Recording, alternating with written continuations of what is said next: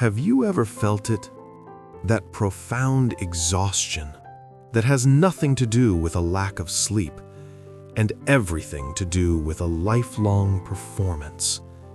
The performance of being the good girl, the good daughter, the good partner, the good mother. The constant, silent pressure to be agreeable, compliant, and perfect. For years you have been praised for it, but deep down, you know the cost. It is a cage, a beautiful, gilded cage, but a cage nonetheless. And it slowly, quietly suffocates your spirit. It leaves you feeling disconnected from your own authentic power, dimming your own light just to keep the peace. But what if I told you that this exhaustion is not a sign that you are broken? What if it is a signal, a sacred call from the part of you that refuses to be caged, the part of you that is untamed, instinctual, and free? Jungian psychology calls her the wild woman. Now, this is not a call to chaos or to destruction. It is a call to wholeness. It is an invitation to finally stop performing and start living. What if embracing your untamed spirit isn't about becoming someone else? What if it's about finally, fiercely becoming yourself? In this video, we will explore how to shed the roles that deplete you. We will learn to listen to your deepest instincts, and we will answer the call of your wild woman. So take a slow breath. The performance is over. It is time to come home. This is the homecoming. But to truly come home, we must first understand the cage we have been living in. The performance of being the good girl, a role so many of us learned to play without ever auditioning. It did not begin with a command, it began with a reward. Once upon a time, there was a version of you that was pure instinct. She was messy, she was loud, she was honest. She felt her feelings fully, the storms of anger, the sunbursts of joy. Her no was a clean, simple truth. Her yes was an unbridled celebration. She was not trying to be anything, she simply was. But then the world began its gentle, persistent training. It didn't happen with cruelty, it happened with a smile. The smile you received when you gave away your favorite toy to make another child happy. The praise you earned for being so quiet and well-behaved at a family gathering.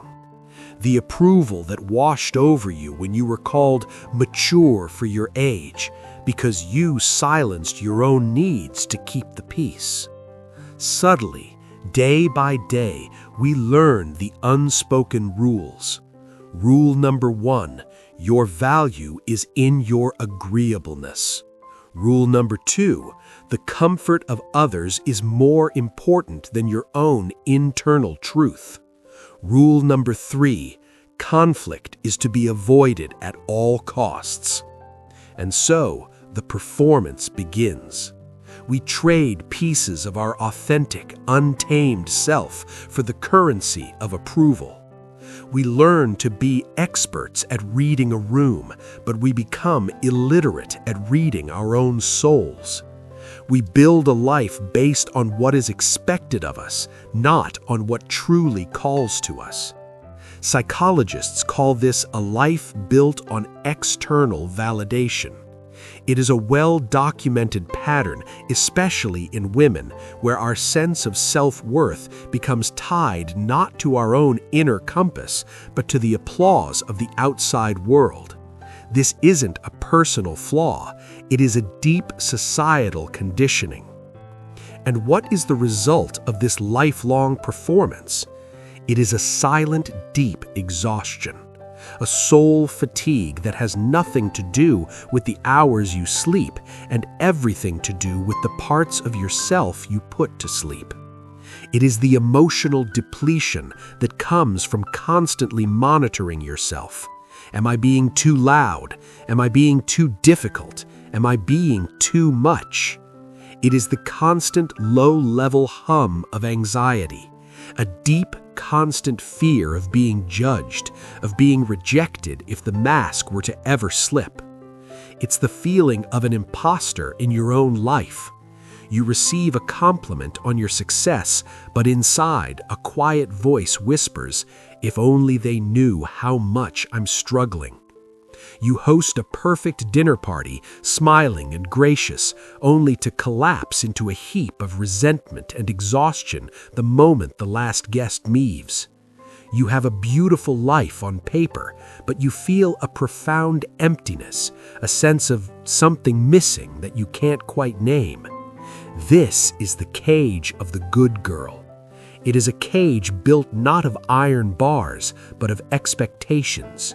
It is a comfortable cage, a familiar cage, a cage that is praised by the outside world, but it is a cage nonetheless, and it is slowly, quietly suffocating the wild, vibrant, authentic woman within. It dims your sparkle, it silences your intuition. It convinces you that the voice of your own deep, instinctual wisdom is unreliable or selfish, so you live disconnected. Disconnected from your body's signals of fatigue, disconnected from your heart's true desires, disconnected from your soul's fierce, untamed power. The performance becomes so second nature that you begin to believe the mask is your face. But eventually, the soul rebels. The exhaustion becomes too heavy to carry. The emptiness becomes too vast to ignore, and a whisper begins to rise from the depths of your being. A whisper that sounds a lot like a howl. A whisper that asks, "Is this all there is?" This is not the sound of you breaking down. This is the sound of your true self breaking free. This is the wild woman waking up. This is not a crisis, it is a calling. And in the second half of life, that calling becomes a roar that can no longer be ignored. But what is this exhaustion truly a sign of? It is the sign that you have been pouring your life force into maintaining a cage instead of fueling your own wild, precious life. It is the sound of your dormant instincts finally demanding to be heard. That question, "Is this all there is?" that is not a question born of failure. It is a question born of courage. It is the first crack in the porcelain mask. It is the beginning of the thaw. And then one day, something happens. It is often not a loud, dramatic event. It is a quiet shift. Perhaps your children leave for college, and the silence in the house is deafening. Perhaps you look in the mirror and see a stranger with tired eyes staring back. Perhaps you achieve a goal you've worked your whole life for, only to feel nothing. This is the moment of reckoning. The moment the societal script you've been following runs out of pages. This is a specific phenomenon that Carl Jung spoke of extensively. He called it the second half of life. He taught that the first half of life is about building our ego, our place in the outer world, our career, our family, our persona. But the second half of life, it is a sacred invitation to turn inward, to begin a journey of what he called individuation, to find out who we are beneath the roles we have played. And it is here, in this profound, disorienting, and holy moment, that you hear her call, the call of the wild woman. The wild woman is not a character in a fairy tale. She is an archetype, a primal, powerful energy that lives in the psyche of every woman. She is the part of you that is untamed and untamable. She is your connection to your deepest instincts, to your intuition, and to the fierce, creative life force that flows through all of nature. She is not nice. She is whole. She is real. The wild woman is your instinctual wisdom. She is the gut feeling that tells you yes or no before your logical mind can even make a list of pros and cons. She is the wisdom of your body, the part of you that knows when you need rest, when you need to move, and when you need to fight. For years, the good girl has told you to ignore this instinct, to be logical, to be rational, to override your feelings. Suppressing this instinctual knowing is the root cause of the disconnection and emptiness you feel. The wild woman is also your creative life force. She is the river of inspiration that flows through you, the urge to paint, to write, to dance, to sing, to build, to garden, to create something from the raw material of your soul. The good girl cage has often told you that your creativity is a frivolous hobby, something to be done only after all the important work is finished. But for the wild woman, creativity is not a hobby. It is as essential as breathing. To suppress it is to slowly starve. And the wild woman is your fierce, authentic power. She is the she-wolf within, who knows her territory and protects it without apology. She holds your healthy boundaries. She wields your sacred no. She is the part of you that will not allow herself or those she loves to be mistreated. The good girl is terrified of this power. She fears it is aggressive or selfish, or that it will make people leave. So she trades her fierce self-advocacy for the illusion of safety. This is why we need her now, because the emptiness you feel is the empty space where she is supposed to be. The exhaustion you feel is the energy it takes to keep her locked in the cage. The feeling of being lost is the feeling of having lost your own internal guide. The journey in the second half of life is the journey of integration. It is about realizing that you do not have to choose between the good girl and the wild woman. You can be both kind and fierce. You can be both responsible and free. You can be both nurturing and wild. This is not a call to burn your life down. It is a call to set your spirit free. The wisdom of the wild woman is not chaotic, it is deeply discerning. She knows what needs to be protected and what needs to be released. She knows what needs to be healed and what needs to be celebrated. To begin this journey, to answer her call, we must first learn to listen. We must learn to distinguish her voice, the voice of our deepest, most authentic self, from the loud, persistent voice of the societal script we have internalized for so long. That is the sacred work we turn to now. This is the sacred work, the work of learning to distinguish the voice of your soul from the voice of your conditioning. It is a process of discernment, of listening deeply, and it is a practical path, a path of integration that you can begin to walk today. This journey is not about making a sudden, drastic leap into the unknown. It is about a series of small, conscious, and courageous steps that slowly reawaken your dormant instincts. The first step is about creating space for discernment. The voice of the good girl script is loud, bossy, and full of shoulds. It says, you should go to that party even if you're exhausted. You should take on that extra work or they'll think you're not a team player. The voice of your wild woman is different. It is often a quiet, non-verbal feeling in your body, a tightening in your gut that says no, a sense of expansion and lightness in your chest that says yes. One of the most powerful tools to begin this discernment is through journaling. But not just any journaling. This is an excavation. I invite you to take a piece of paper and draw a line down the middle. On one side, write what I think I should want. On the other side, write what my soul actually wants. Under the what I should column, list the expectations.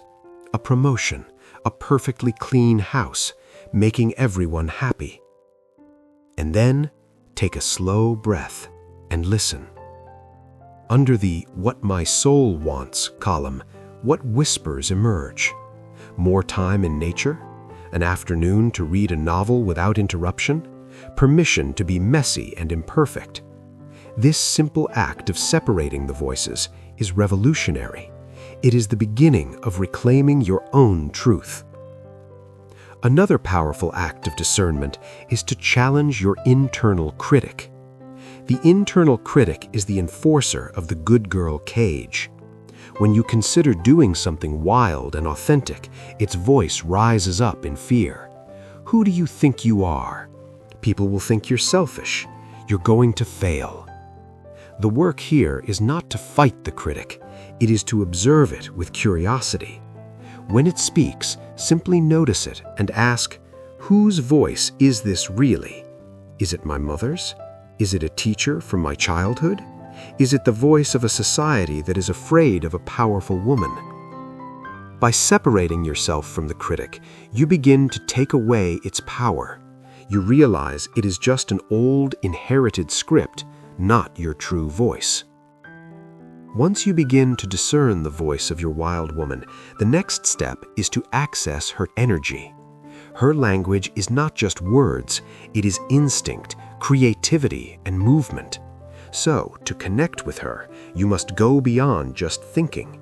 You must engage your body and your senses. Spend time in nature. The wild woman is the soul of the natural world. Go for a walk without your phone. Sit with your back against a tree. Put your bare feet on the earth. Nature does not perform. It simply is.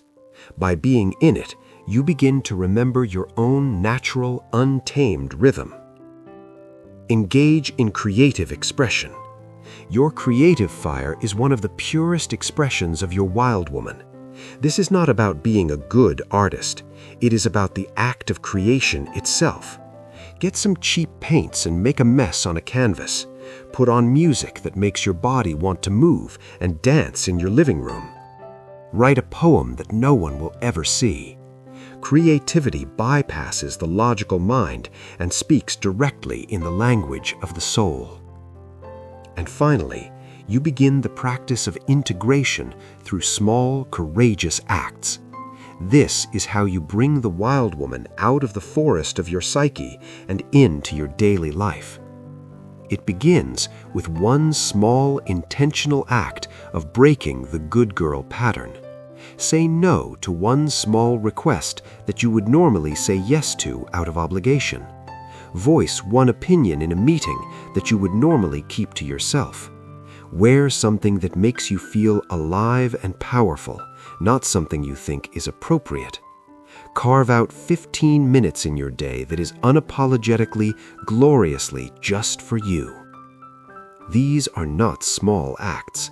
They are earthquakes in the foundation of your conditioning. Each one is a declaration that says, my needs matter, my voice matters, my truth matters. Each one is an act of fierce self-advocacy. It is how you begin to build a life from the inside out, a life based not on external approval, but on your own authentic, instinctual knowing. This is not a path of perfection. It is a messy, beautiful, and profoundly liberating journey. It is the journey of remembering the woman you were before the world told you who to be. And what happens when you commit to this journey? What does a life look like when the wild woman is no longer in the cage, but at the council table of your soul? So, what happens when you commit to this journey? What does a life look like when the wild woman is no longer in the cage, but at the council table of your soul? It is not a life of chaos.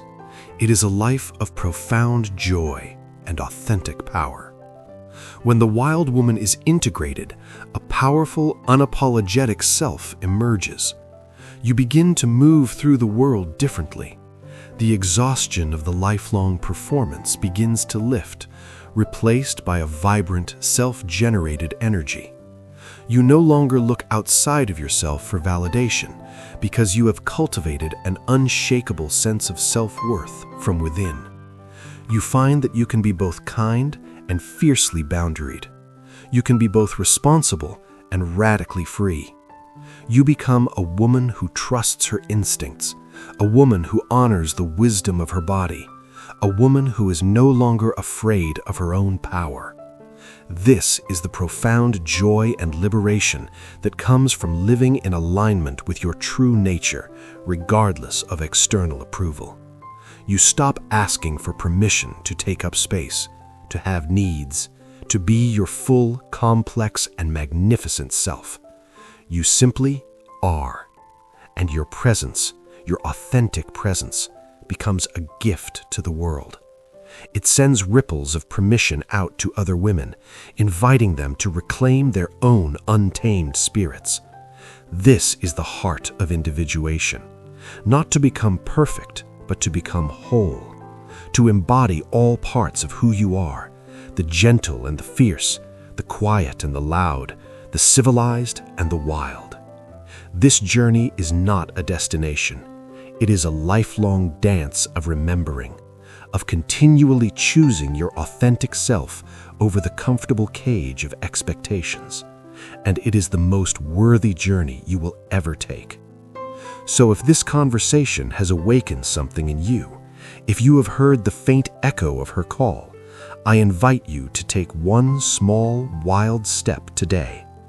In the comments below, share one small, untamed act you will commit to this week. Perhaps it is a 10-minute walk in nature without your phone. Perhaps it is putting on a song and dancing in your kitchen. Perhaps it is saying no to one small thing. By sharing your intention, you make it real, and you join a movement of women bravely reclaiming their untamed spirits for a more vibrant future. And if this journey calls to you, please like this video and subscribe to the channel. We are a community dedicated to this deep, essential work. But as you begin to shed these old roles and step into your authentic power, you will inevitably confront the ghosts of your past. You will be met with the painful sting of your unmet expectations. If you want to continue this journey, I invite you to watch my next video where we will explore why the disillusionment of midlife is not a setback, but the next crucial and sacred step in your shadow work journey. In that video, you will discover how to transform disappointment into a powerful tool for self-reclamation, revealing the vibrant, whole person you were always meant to be. Thank you for your courage. Thank you for your presence. The wild awaits.